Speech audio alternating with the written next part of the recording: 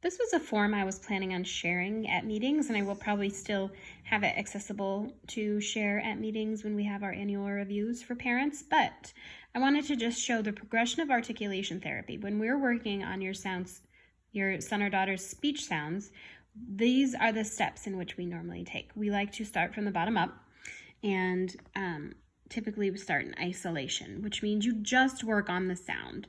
So they're just saying s or ch or sh or no other sounds with it, just by itself. That's the most basic spot to start.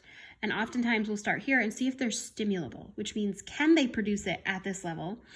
And then we progress to the next level, which is syllables, which you add those consonant vowels, which I have talked about during the phonetic inventory and also speech motor training.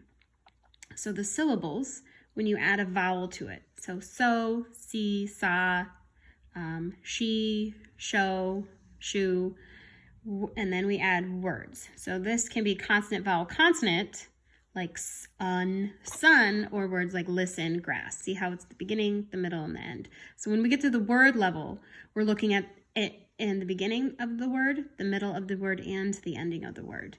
So we might say that your kiddo is able to produce S in the initial position with 50% accuracy, which means half the time they're able to say it here, and then they might do it less than that here and here because they're a little bit more difficult with sounds all around the S and before the S.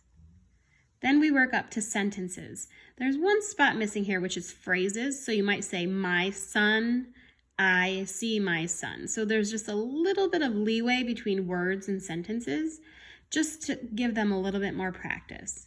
And then sentences, the sun went behind the clouds. And at this level, we're still looking at words at the beginning, the middle, and the ending. Typically we start at the beginning because that's the very first sound that they're going to say.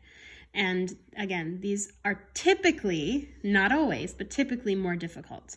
We do have some kiddos which are able to say at the beginning or the end a little bit more easily. And we take advantage of that and we work on those more readily. And then you can move up to stories.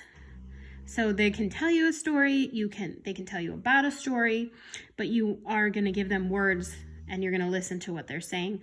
Or sometimes I like to just record them and then I keep track of every time they practice that S in their conversation.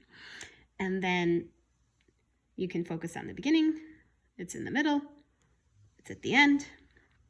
And then conversation and maintenance and monitoring. So these are the levels. These are the ultimate levels we want to reach when we're working on their sounds. We want them in conversation and on their own to be able to produce those sounds.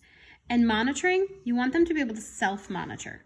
So if they're saying the word L and they say, I really like lemons, then they've stopped themselves, they've gone back and they fixed that sound. So not only are they able to fix it on their own, they're able to hear when they're saying it incorrectly, which is a huge step. And that's what we're looking for. And in conversation, if they can say it on the conversation, that's the last stage that we want them to work on. But we want them to be able to continue to carry that over. So that's maintaining. So we don't want them to only use S or L or whatever sound they're working on in conversation with us. We want them to be using it with you, with their grandparents, aunts and uncles, friends, family, anybody they can come in contact with. But we also want them to work on it with everybody all the time, not just when they're with us or just when they're with you and they're really focused on, okay, I need to say my S's and my L's really well right now. No, we want it to just become second nature. So a lot of the times to get here, we're not only teaching new sounds, we're breaking the habit, and that's called habit strength. Habit strength is a big prevention from progressing with sounds because these levels are a little bit easier, but when we're carrying it over into conversation and making it the last stage, that's a lot more difficult when we're working on introducing a new sound as well as teaching them the new pattern and getting rid of the old pattern. I hope that is understandable. I just thought it was some good information to give you guys when I write my notes and progress notes. Sometimes you're probably like, what is she talking about? But here are the different levels that we're working on. And so when they get very consistent with this, we'll work on this. Sometimes I work at all levels, and the speech motor training definitely works on all the levels in one sitting, which is helpful.